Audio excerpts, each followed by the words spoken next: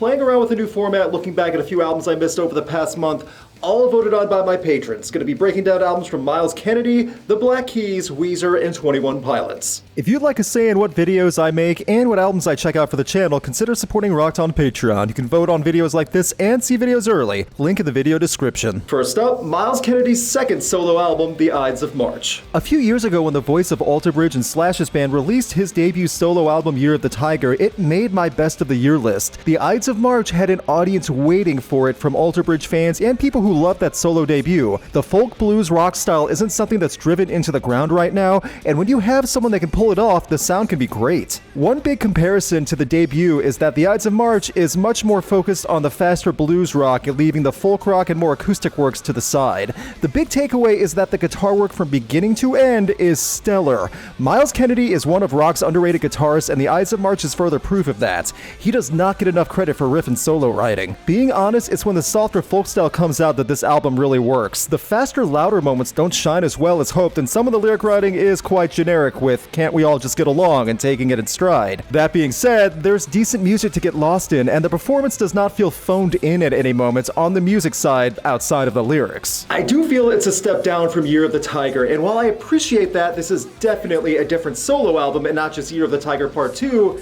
there did feel songs that did not connect, or one missing element or another could not be found. I would have said this album is just above average, but Ides of March gets bumped up a point because of the excellent guitar work and instrumentation throughout.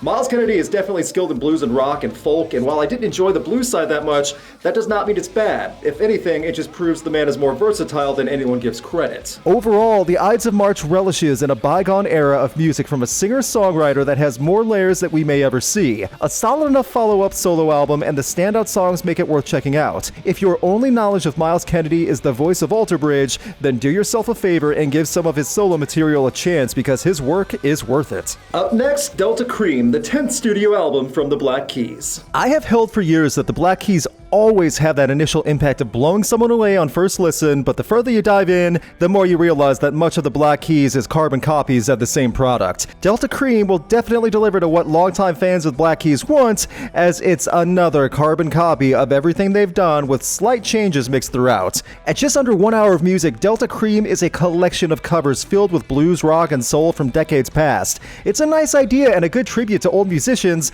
but this album becomes a jam band soundtrack where songs just do not end. The execution is not the issue, and I get the format of the songs they are covering held this vibe, but the Black Keys bring little to the table with their interpretation. The flourishes of decent guitar riffs do not hold your attention long, as almost every cover drones into insane repetition. It's not a question of ability either, but rather the Black Keys determined to make a tribute to music of the past they learned many years ago, and it all makes you realize is that it's self-satisfying and just shows that they know how to play other musicians' songs. It's really not much to talk about. I respect what the Black Keys were trying to do here, and on paper, this was not a bad idea. Delta Kream reached #1 on top-selling rock and alternative albums and made the top 10 of Billboard 200 on the week of release, but was it really worth being #1? Is this what the top of rock and alternative should be? Elongated cover songs with the same tone and sound that is good for a novelty listen, and that's it?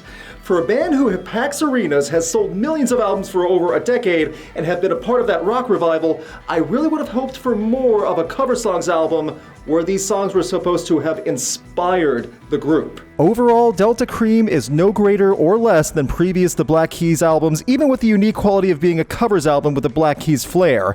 It's harmless but also not truly engaging throughout. If you are a diehard fan of this style and appreciate the blues rock, you might find some standout moments in this, but otherwise you can just enjoy any other album from the Black Keys. It'll sound about the same. Up next, Van Weezer, the classic arena 80s inspired rock album from Weezer. The 15th studio album that was held over a year due to pandemic, Van Weezer released a throwback to the days when Van Halen reigned supreme. To the album's credit, the guitar work from Rivers Cuomo and Brian Bell definitely stand out strong as the main selling point. The main reason for coming back and checking out music from Van Weezer is because of some of the licks and solos that appear. There's nothing truly over the top throughout the album, but it definitely fits that mold of the 80s. You can tell the idea. The problem, though, is that the guitar work is the only notable thing really worth visiting. Much of the lyrics, as its status quo for Weezer, aren't about anything specific or meaningful. It's a tribute to 80s rock, but without the extra flash and dazzle. And then add Rivers being Rivers with repetitive lyrics and dopey statements. It's kind of a shame because there are songs that work well like Hero and The End of the Game, but the further you dive into this album, the more bored you get, and the more similar each song sounds at the same speed and tone. Even with the few songs that do work well in the first half, it all blends into one 80s style blob of guitar riffs and hair metal admiration. It's hard to really hate anything on here, but a project like this should have been so much more fun. When OK Human came out, it was noteworthy for its creation, and it felt like a time capsule of deep in pandemic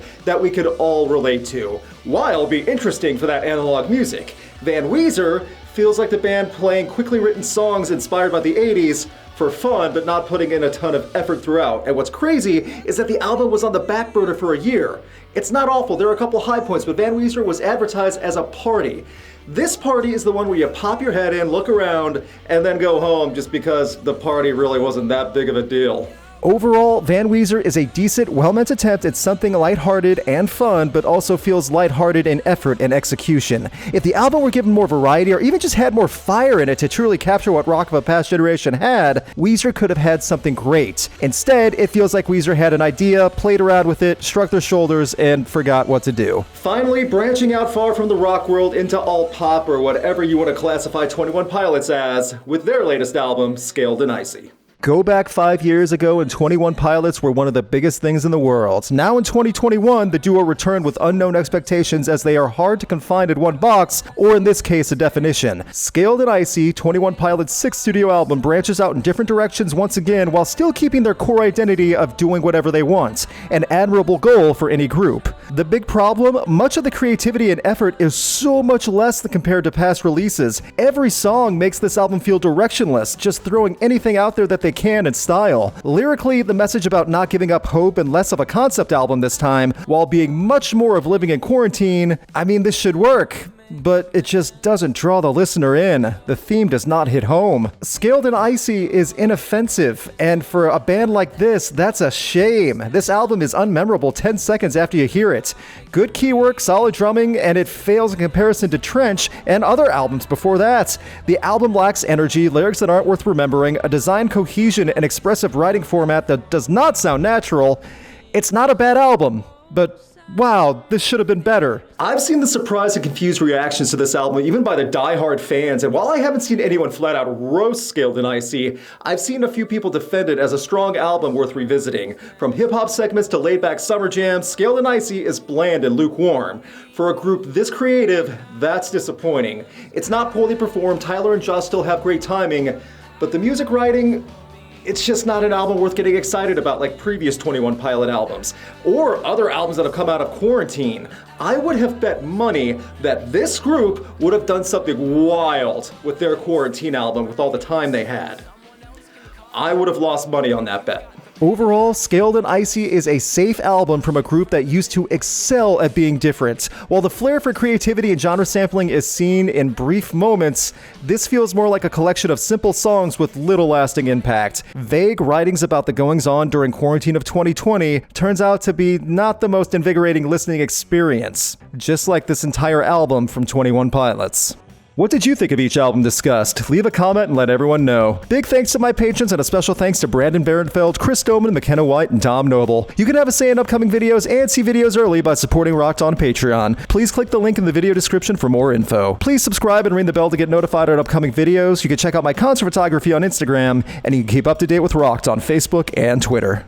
Hey guys, I'm going to start using the space at end of videos just to get information out at the end of every video, because I see so many other YouTubers doing it, and I don't understand why I hadn't thought of that in the first place. If this video gets a good enough reception and people like it enough, I'll do it every month. That way patrons have more of a say. Instead of How Did I Miss This, which is every 3 months, I'll do 4 albums every month. That covers more, it gives more people a say in what I do for the albums, things like that. So just let me know in the comments what you think about this series. Also, since Twitch is still a thing for me, new music night on Sunday, podcast on Tuesday, let me know if you have any other suggestions for what I can stream on Twitch, because I could do stuff on Wednesdays. I'm just drawing a blank on what you guys would want to see music-wise. So, if you have any suggestions for something fun to do on Wednesdays every week on Twitch, let me know in the comments. I'll answer that. I'll see where we can go from there. Also, just a heads up, Crash Thompson talked me into getting a TikTok. I've had it for about a month now, and it's actually not bad. I stand by that Facebook was overtaken by the elderly, Twitter was overtaken by trolls,